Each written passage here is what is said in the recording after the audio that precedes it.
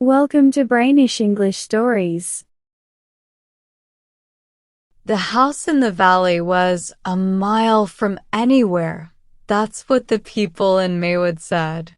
Ellen Green said it was the loneliest place in the world and promised she wouldn't stay there even one day if she didn't feel sorry for the child.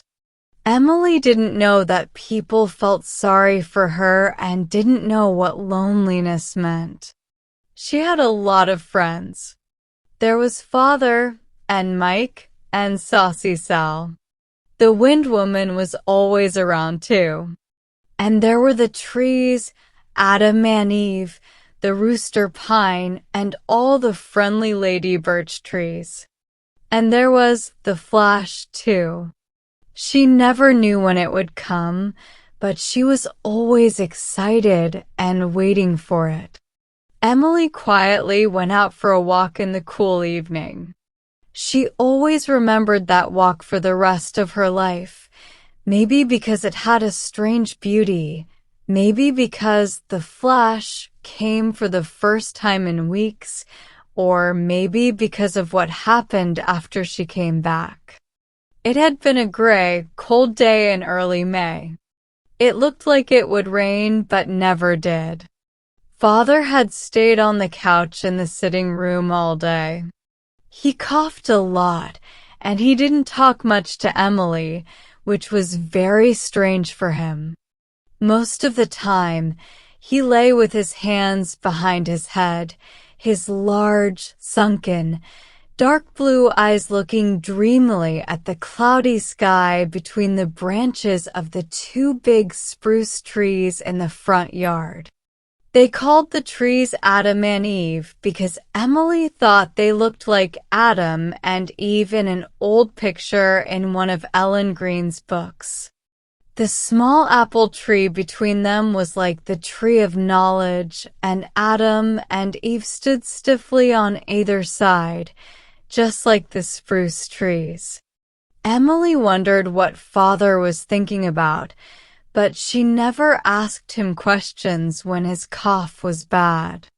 She only wished she had someone to talk to. Ellen Green didn't want to talk that day either. She only made grunting noises, and that meant she was upset about something. She had grunted last night after the doctor whispered something to her in the kitchen, and she had grunted again when she gave Emily a snack of bread and molasses before bed. Emily didn't like bread and molasses, but she ate it because she didn't want to hurt Ellen's feelings. Ellen didn't usually let her eat before bed, so when she did, it meant she was trying to do something special. Emily thought that Ellen's grumpiness would go away overnight, as it usually did, but it hadn't, so there was no one to talk to. Not that Ellen was much company anyway. Douglas Starr, in a moment of frustration, once told Emily that Ellen Green was a fat, lazy old woman who didn't matter, and after that, whenever Emily looked at Ellen, she thought it was true. So, Emily curled up in the old, soft, worn-out wing chair and read The Pilgrim's Progress all afternoon. Emily loved The Pilgrim's Progress. Many times, she had walked the straight and narrow path with Christian and Christiana, although she never liked Christiana's adventures as much as Christian's. One reason was that Christiana always had so many people with her. She wasn't as interesting as the brave, lonely Christian who faced the shadows of the dark valley and fought with Apollyon all by himself. Being in the dark with scary things wasn't so bad when you had friends, but being alone, Emily shivered with a thrilling fear at the thought. When Ellen said supper was ready, Douglas Starr told Emily to go eat. "I don't want anything tonight. I'll just rest here. And when you come back, we'll have a real talk, Elfkin," he said. He smiled at her with his old, sweet smile, full of love, which Emily always found so comforting. She ate her supper happily, even though it wasn't a very good one. The bread was soggy and the egg wasn't cooked well. But for once, Ellen let both Saucy Sal and Mike sit beside her at the table, one on each side. Ellen only grunted when Emily fed them tiny pieces of bread and butter. Mike was so cute when he sat up and caught the food with his paws, and Saucy Sal had a funny way of touching Emily's ankle with her paw when she thought it was her turn for food. Emily loved them both, but Mike was her favorite. He was a handsome, dark gray cat with big, owl-like eyes. He was so soft, fat, and fluffy. Saucy Sal, on the other hand, was always thin. No matter how much she ate, she never got any bigger. Emily liked her, but didn't like to cuddle her because she was so skinny. Still, Saucy Sal had a strange kind of beauty that Emily found interesting.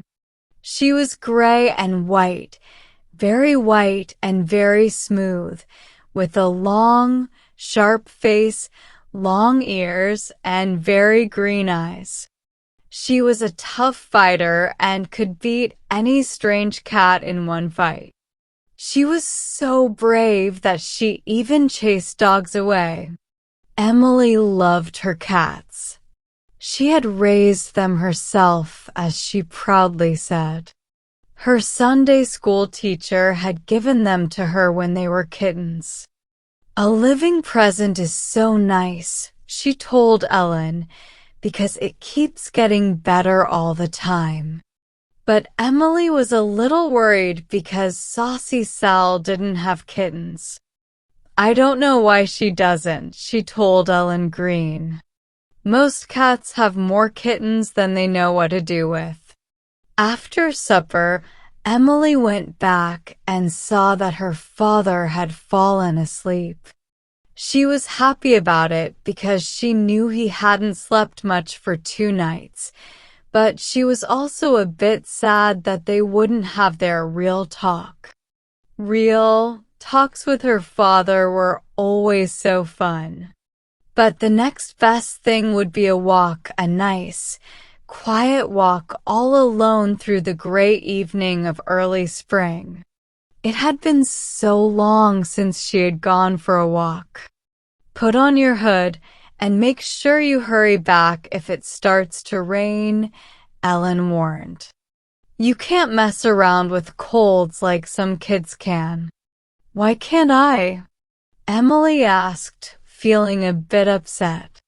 Why was she not allowed to mess around with colds if other kids could? It didn't seem fair.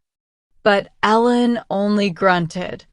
Emily muttered softly to herself, "You're a fat old person who doesn't matter." Then she went upstairs to get her hood, even though she didn't want to, because she loved running outside with her head bare. She put on the old blue hood over her long, thick braid of shiny black hair and smiled at herself in the little, greenish mirror.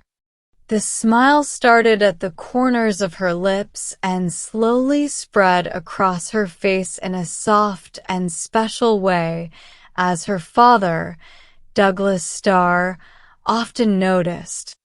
It was her dead mother's smile, the smile that had caught her father's heart when he first met Juliet Murray.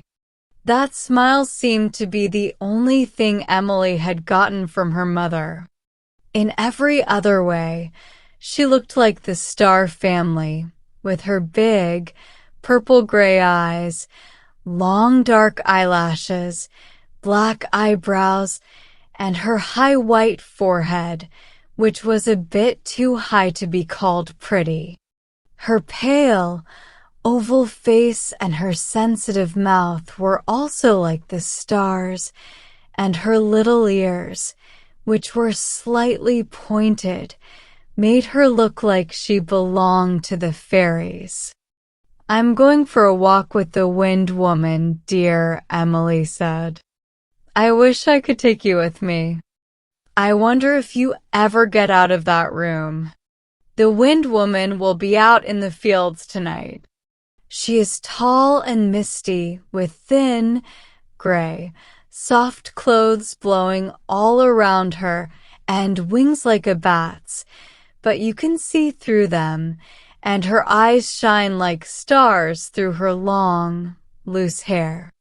She can fly, but tonight she will walk with me across the fields. She's a great friend of mine, the Wind Woman is. I've known her since I was 6. We're old friends, but not as old as you and I, little Emily in the mirror. We've been friends forever, haven't we?"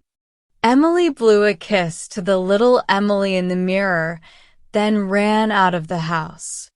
The Wind Woman was waiting for her outside, ruffling the little blades of grass standing up stiffly in the flower bed under the sitting room window, shaking the big branches of Adam and Eve, the trees, and whispering through the light green branches of the birches, teasing the rooster pine behind the house.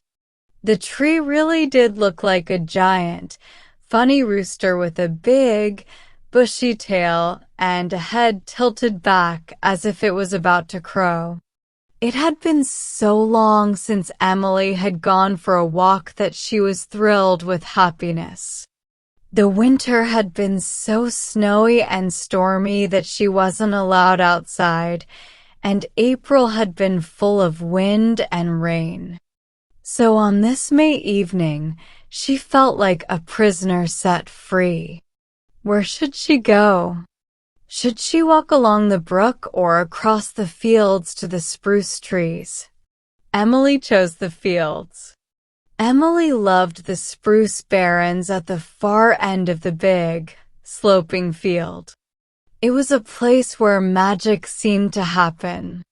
She felt more like she belonged to the world of fairies there than anywhere else. No one who saw Emily running across the bare field would feel jealous of her. She was small, pale, and dressed in poor clothes. Sometimes she shivered in her thin jacket. But a queen might have given up her crown to have Emily's dreams and visions. To Emily, the brown, frosty grass under her feet felt like soft velvet. The old, twisted, half-dead spruce tree she stopped under seemed like a tall marble pillar in a palace of gods. The faraway hills were the walls of a city of wonders. And Emily had all the fairies of the countryside as her friends. She believed in them here, the fairies of white clover, the little green people of the grass, the elves of the young fir trees, and the spirits of the wind and wild ferns. In the barrens, anything could happen and everything might come true. The barrens were the perfect place to play hide and seek with the Wind Woman. She felt so real there. If Emily could just run fast enough around a group of spruce trees, she might catch a glimpse of her.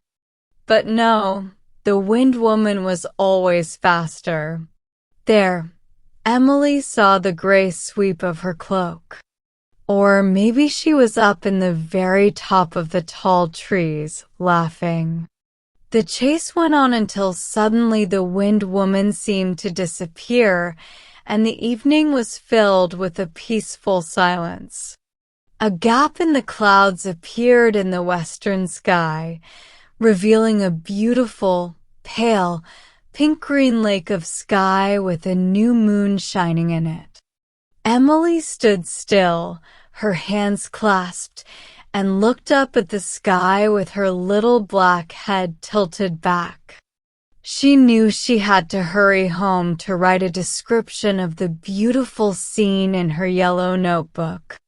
She had to capture its beauty in words, or it would hurt her heart. She also wanted to read it to her father. She must remember how the tops of the trees on the hill looked like black lace against the pink-green sky. And then, for one glorious moment, the flash came. Emily called it the flash, though she knew the name didn't quite explain what it was. She couldn't describe it, not even to her father, who never seemed to fully understand. She didn't talk about it with anyone else. Since she could remember, Emily felt that she was very close to a world of amazing beauty. Between her and that world hung a thin curtain. She could never pull the curtain aside, but sometimes, just for a moment, the wind would blow it, and she would get a quick glimpse of the magical world beyond. She would hear a note of beautiful, strange music. The moment came rarely and went by so fast, leaving her breathless with joy. She could never bring it back, but the memory of it stayed with her for days. It never came twice with the same thing. That night, it was the dark tree branches against the sky that brought the flash. At other times, it came with a high, wild note of wind, a shadow moving across a field, a bird landing on her windowsill during a storm, or the sound of a church song. Sometimes it came when she saw the warm glow of the kitchen fire on a dark autumn night, or when she found a perfect new word while writing down a description of something. Whenever the flash came, Emily felt that life was a wonderful, mysterious thing full of beauty. Excited, Emily ran back to the house through the gathering twilight, eager to write down her description before her memory of what she saw became unclear. She knew how she would begin. The hill called to me, and something inside me answered back. When Emily arrived, she found Ellen Green waiting for her on the worn-down front doorstep. Emily was so happy that she loved everything in that moment, even Ellen, whom she usually thought didn't matter. Emily wrapped her arms around Ellen's knees and hugged her. Ellen looked down sadly at Emily's excited face, which had a soft, rosy glow from happiness, and said with a heavy sigh, "Do you know that your paw only has a week or two left to live?